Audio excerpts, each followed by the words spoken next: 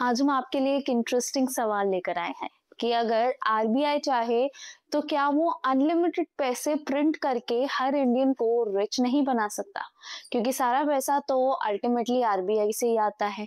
Print machine on करो, note निकालो और सबको घर भेज दो। यही तो करना है। शायद यही सवाल कई लोगों के मन में होगा। आज हम इसी के बारे में बात करेंगे और आपको समझाएंगे कि आरबीआई अनलिमिटेड पैसा क्यों नहीं प्रिंट करता और कैसे कुछ देश बर्बाद हो गए जब उन्होंने ऐसा स्टेप उठाया। नमस्कार, मैं नैना सिंह और आप देख रहे हैं भारत लोक। अगर आपने अब तक हमारे चैनल को सब्सक्राइब नहीं किया है तो अभी जाए और चैनल को सब्सक्राइब करें। पहले समझिए कि रिजर्व बैंक ऑफ इंडिया के पास पैसे प्रिंट करने का पावर होता है।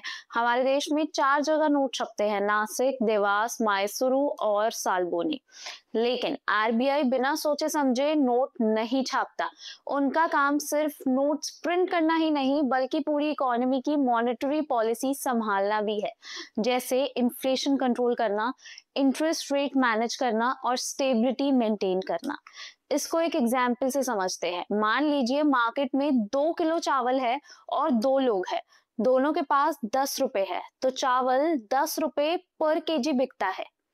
अगर कल को गवर्नमेंट उनको और 20 रुपए दे दे तो डिमांड बढ़ जाएगी और तब प्राइस भी 20 रुपए पर केजी हो सकता है। यानी पैसा ज्यादा हो गया लेकिन सामान उतना ही है। इसी को कहते हैं इन्फ्लेशन। इन्फ्लेशन तो चलिए मैनेजेबल है, पर जब वो कंट्रोल से बाहर निकल जाए तो बन जाता है हाइपर इन्फ्लेशन। मतलब प्राइसेस रॉकेट की तरह शूट हो जाते हैं और नोट्स की वैल्यू कम हो जाती है। 2007 और 2008 में जिम्बाब्वे ने एक ही सोल्यूशन देखा और वो सोल्यूशन थे नोट छापो और डिस्ट्रीब्यूट करो, जिसका रिजल्ट हुआ कि वैल्यू इन्फ्लेशन ऐसा बढ़ा कि उनका ऑफिशियल रेट 89.76 ट्रिलियन परसेंट तक पहुंच गया। अब सोचिए, उन्होंने 100 रुपए ट्रिलियन का नोट निकाले लेकिन उसे एक बस टिकट भी नहीं मिलता। बाहर रोटी भी खरीदना काफी ज्यादा मुश्किल हो गया था क्योंकि महंगाई आसमान छू रही थी।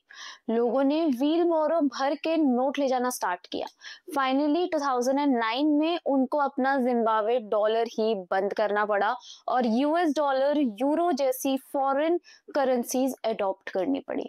वही वेनेजुएला का भी हाल कुछ ऐसा ही हुआ। 2010 के बाद उन्होंने भी अपने खर्चे कवर करने के लिए नोट छापना स्टार्ट कर दिए। इन्फ्लेशन पहले 30%, फिर 60% और फिर 1000% तक क्रॉस कर गया था।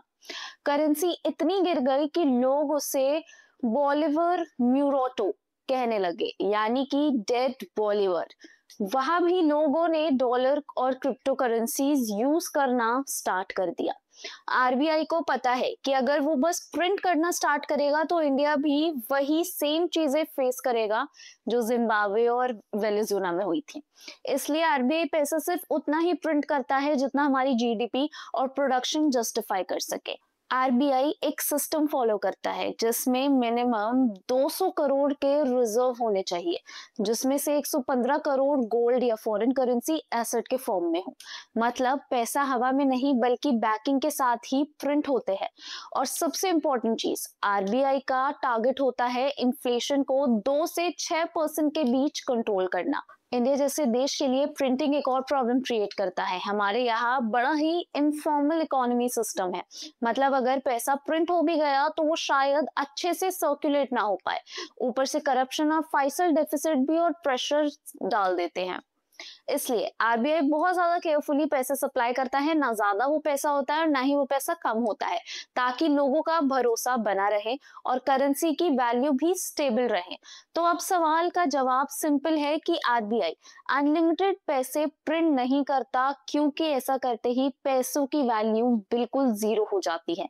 जैसे जिम्बाब्वे और वेनेजुएला के केस में हुआ, हमने वो देखा ही। प्रिंटिंग प्रेस एक शॉर्टकट लगता है पर असली सोल्यूशन है इकोनॉमी को स्ट्रॉन्ग बनाना।